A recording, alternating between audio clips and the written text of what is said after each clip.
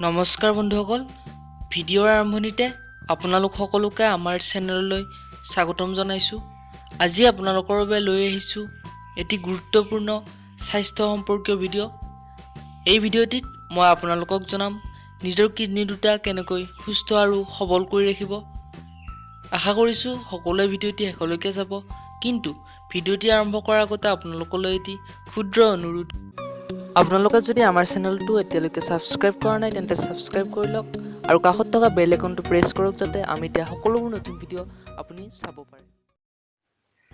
বন্ধুসকল, বৰ্তমান সময়ত কিডনীৰ অসুখ সাংঘাতিকভাৱে বাঢ়িবলৈ ধৰিছে। স্বাস্থ্যসন্মত জীৱন যাপন নকৰিলে কিডনীৰ অসুখ হোৱাৰ সম্ভাৱনা বাঢ়ি যায়। আগতীয়াকৈ ৰোগ নিৰ্ণয় কৰি চিকিৎসাৰ ব্যৱস্থা কৰিব পাৰিলে দীৰ্ঘদিনীয়া কিডনী ৰোগ হোৱাত বাধা দিব পাৰি।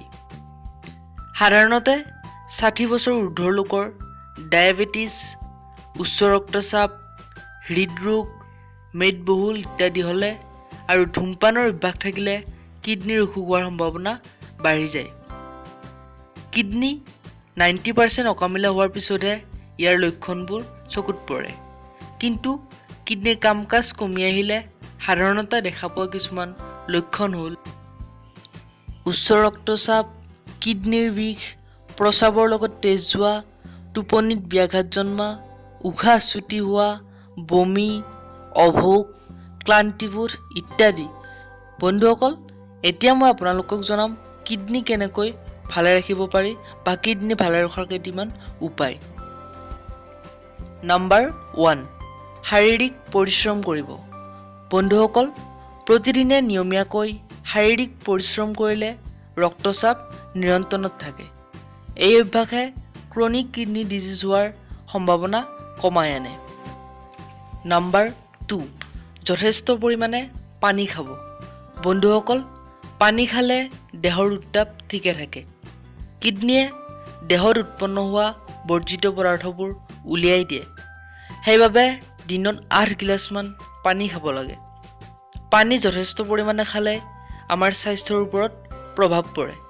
আনহাতে কিডনী ষ্টোন থকা লোকে দিনে 2-3 লিটাৰ পানী খালে নতুনকৈ ষ্টোন গঠন নহয়। নম্বৰ 3, ব্লাড প্ৰেছাৰৰ পৰিমাণ ঠিকে ৰাখিব। ডায়েবেটিছ থকা আধা সংখ্যক লোকৰে কিডনীৰ অসুখ হয়। সেইবাবে ডায়েবেটিছ অসুখ থকা লোকে নিয়মীয়াকৈ কিডনীৰ পৰীক্ষা কৰাই থাকিব লাগে। আগতীয়াকৈ জানিব পাৰিলে ডায়েবেটিছৰ বাবে হোৱা কিডনী ৰোগ নিয়ন্ত্ৰণ কৰিব পাৰি। বন্ধুসকল, ব্লাড প্ৰেছাৰ বাঢ়িলে ষ্ট্ৰোক আৰু হাৰ্ট এটেক হোৱাৰ কথা আমি সকলোৱে জানো, কিন্তু ব্লাড প্ৰেছাৰৰ পৰা যে কিডনীৰ অসুখ হয় সেই কথা বহু কম সংখ্যক লোকেহে জানে।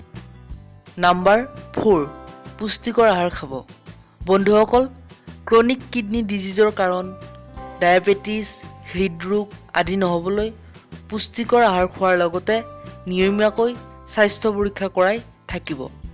নিমখৰ পৰিমাণ সদায় কমাই দিব। ইয়াৰ উপৰিও হোটেল বা ৰেষ্টুৰেণ্টত খোৱাৰ অভ্যাস ত্যাগ কৰিব। নম্বৰ 5, ধূমপান ত্যাগ কৰিব। বন্ধুসকল, ধূমপান কৰিলে কিডনীলৈ ৰক্ত প্ৰবাহৰ পৰিমাণ কমি যায়। কিডনীলৈ ৰক্ত প্ৰবাহৰ পৰিমাণ কমি গ'লে কিডনী কাম কাজৰ ওপৰত প্ৰভাৱ পৰে।